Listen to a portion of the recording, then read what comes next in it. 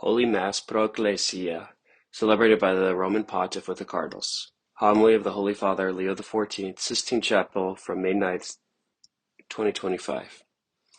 I will begin with the word in English and the rest in Italian, but I want to repeat the words from the responsorial psalm. Quote, I will sing a new song to the Lord because he has done marvels, end quote.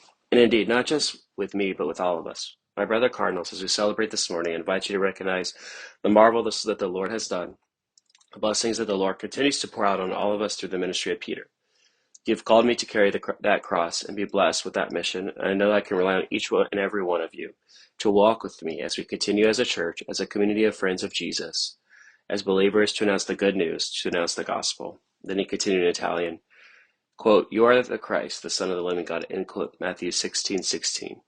In these words, Peter asked by the Master, together with the other disciples, about his faith in him, expressed the patrimony that the Church, through the apostolic succession, has preserved, deepened, and hidden on for 2,000 years. Jesus is the Christ, the Son of the living God, the one Savior who alone reveals the face of the Father. And him, God, in order to make himself close and accessible to men and women, revealed himself to us in the trusting eyes of a child, the lively mind of a young person, and the mature features of a man. And that's a reference to Gaudium et Spes, Article 22 from Vatican II. Finally appearing to his disciples after the resurrection with his glorious body, he thus showed us a model of human holiness that we can all imitate, together with the promise of an eternal destiny that transcends all our limits and abilities. Peter, in his response, understands both of these things, the gift of God and the path to follow in order to allow himself to be changed by that gift. They are two inseparable aspects of salvation entrusted to the Church to be proclaimed for the good of the human race. Indeed, they are trusted to us, who were chosen by him before we were formed in our mother's womb. That's from Jeremiah 1:5. Reborn in the waters of baptism and surpassing our limitations with no merit of our own, brought here and sent forth from here, so that the gospel might be proclaimed to every creature. That's a reference to Mark 16:15. In a particular way, God has called me by your election to succeed the Prince of the Apostles, and has trusted this treasure to me so that with his help, it may be its lawful administrator. That's a reference to 1 Corinthians 4:2. For the sake of the entire mystical body of the Church. He has done so in order that she may be ever more fully a city set on a hill. That's a reference to Revelation 21:10. An ark of salvation sailing through the waters of history and a beacon that illumines the dark nights of this world. And this, not so much through the magnificence of our structures or the grandeur of our buildings like the monuments among which we find ourselves, but rather through the holiness of our members. For we are the people whom God has chosen as his own, so that we may declare the wonderful deeds of him who called us out of darkness into his marvelous light. That's from a reference to 1 Peter 2:9. Peter, however, makes his profession of faith in reply to a specific question, quote, who do people say that the Son of Man is? End quote, from Matthew 16:13. The question is not insignificant. It concerns an essential aspect of our ministry, namely the world in which we live, with its limitations and its potential, its questions and its convictions. Quote, who do people say that the Son of Man is? End quote. If we reflect on the scene we are considering, might find two possible answers, which characterize two different attitudes. First, there is the world's response. Matthew tells us that this conversation between Jesus and his disciples takes place in a beautiful town of Caesarea Philippi, filled with luxurious palaces, set in a magnificent natural landscape at the foot of Mount Hermon, but also a place of cruel power, at the seat of betrayals and infidelity. This setting speaks to us of a world that considers Jesus a completely insignificant person, at best someone with an unusual and striking way of speaking and acting. And so, once his presence becomes irksome because of his demands for honesty and his stern moral requirements, this, quote, world will not hesitate to reject and eliminate him. Then there's the other possible response to Jesus' question, that of ordinary people. For them, the Nazarene is not a charlatan, but an upright man, one who has courage, who speaks well, and says the right things, like other great prophets in the history of Israel. That is why they follow him, at least for as long as they can do so without too much risk or inconvenience.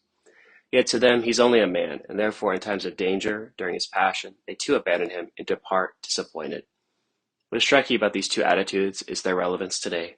They embody notions that we could easily find on the lips of many men and women in our own time, even if, while essentially identical, they are expressed in different language. Even today, there are many settings in which the Christian faith is considered absurd, meant for the weak and unintelligent. Settings where other securities are preferred like technology, money, success, power, pleasure. These are contexts where it is not easy to preach the gospel and bear witness to its truth, where believers are mocked, opposed, despised, or at best tolerated and pitied. Yet precisely for this reason, they are the places where our missionary outreach is desperately needed.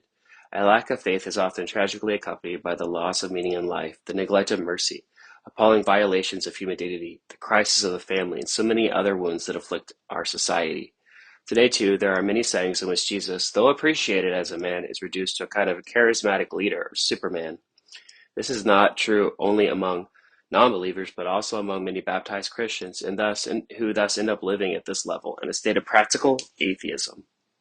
This is the world that has been entrusted to us, a world in which Pope Francis taught us so many times we are called to bear witness to our joyful faith in Jesus the Savior. Therefore, it's essential that we too repeat with Peter, quote, "You are the Christ, the Son of the living God," end quote, Matthew 16:16. It's essential to do this, first of all, in our personal relationship with the Lord and our commitment to a daily journey of conversion. Then to do so as a church, experiencing together our fidelity to the Lord and bringing the good news to all, referencing Lumen Gentium, Article 1 from Vatican II. I say this first of all to myself, as a successor of Peter as I began my mission as Bishop of Rome, and, according to the well-known expression of St. Ignatius of Antioch, am called to preside in charity over the universal church. That's from his letter to the Romans. St. Ignatius, who was led in chains to this city, the place of his impending sacrifice, wrote to the Christians there, quote, "Then I will truly be a disciple of Jesus Christ when the world no longer sees my body," end quote.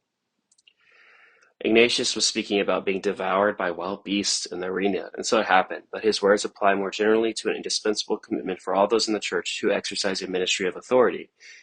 It is to move aside so that Christ may remain, to make himself small so that he may be known and glorified. That's from John 3:30, when John the Baptist said, "One must become less so that he might become greater."